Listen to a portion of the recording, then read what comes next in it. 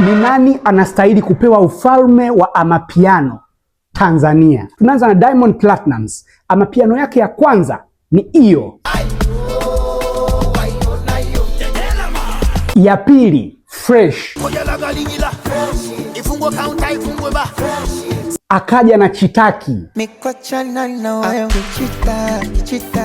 Akanogewa akatupa shuu.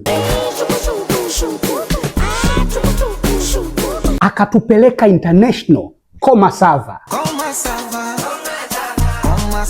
Ana piano inaitwa Holiday. Muda vipi?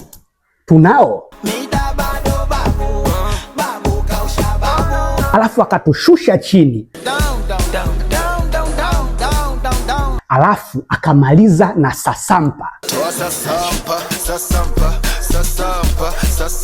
Tunaye Konde Boy.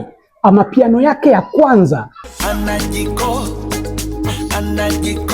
akaja na Mandakiwe remix.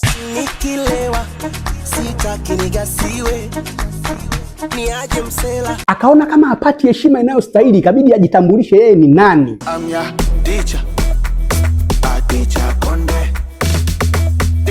Ana piano inaitwa Namficha.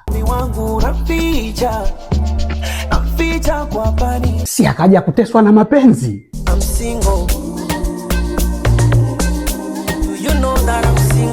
Ana piano inaitwa X. Akamaliza na Disconnect.